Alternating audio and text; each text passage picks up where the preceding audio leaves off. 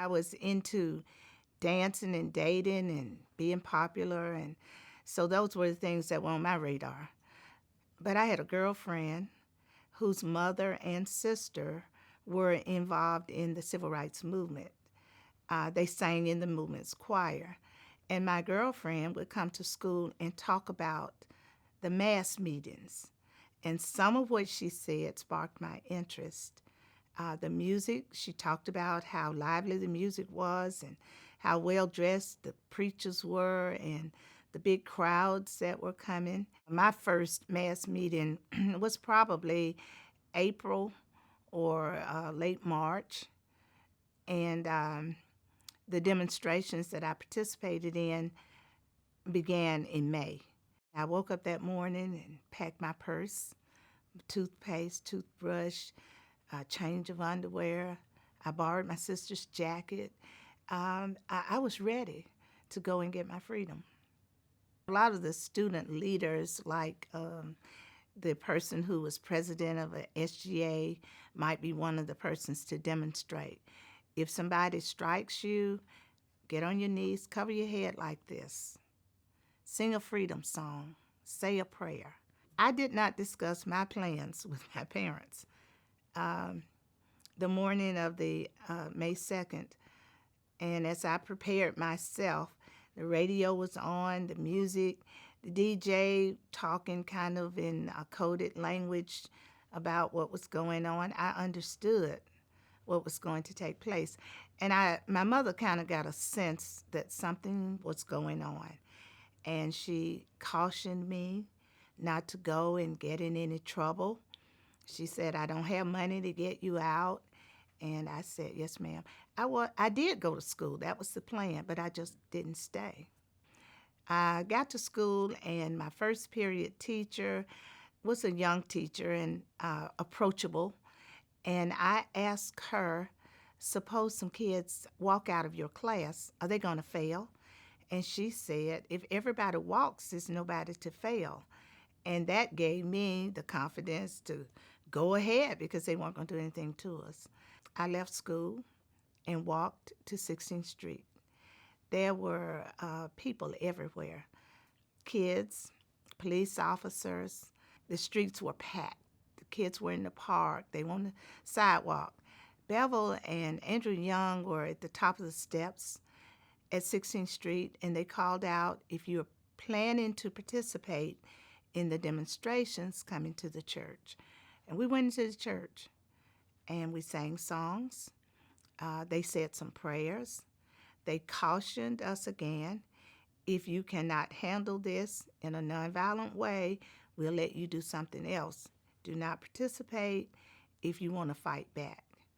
And at a point, we started singing, We Shall Overcome. We walked out of the church in pairs and walked toward City Hall. Got maybe half block or so before we were stopped. Police officer who stopped us was speaking through a megaphone. He told us we were in violation of a city ordinance that we could not parade without a permit. He said, get out of this line. Nothing's going to happen. Stay in this line, you're going to jail.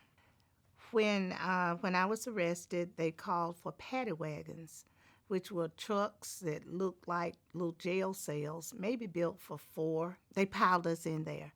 We were cautioned by the civil rights leaders that we should not give our parents' names or our addresses because there were threats by some employers that if their kids participated in the marches, that they could not work for them. And there was the threat that the Klan might throw a dynamite in your yard. So we were told to give our names and ages only. So when I got into the paddy wagon, I gave my name, I lied about my age, and I was carried to family court, which looked to me like a house. There were so many people in there. After a while, the city officials called for school buses to transport us, and we moved from family court to the county jail. County jail was real jail. Concrete floors, iron bars. When we entered, uh, they took fingerprints. And as the jail became really crowded, they called for school buses again. And this time I was transported to the Alabama State Fairgrounds. I had passed there many times going for a ride on Sundays, and I could see the carousels and the Ferris wheel and the lights, and I always wanted to go in there, but blacks weren't allowed. Of course, we went to the back of the park into a building that I think was a 4-H dormitory.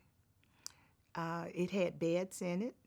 Some of the beds had mattresses and sheets, some of them did not. There were restrooms, there were lockers, the floors were tile, and it was much nicer environment than county jail. Our pastor announced in church that if you had a kid who had participated in the demonstrations, that you could pick them up. They were either at the fairground or at city jail or county jail. My parents came to Fair Park and signed me out. After about 7 days or so, I'm not sure the exact amount of time, the the marches ceased. The Birmingham city officials met with Dr. King and Fred Shuttlesworth and others and made some concessions so they could end the marches. We had a statement on TV from the president, President Kennedy, and he had kind of rebuked how the city officials had treated the children, and I had a really good feeling about it all. I thought we had overcome.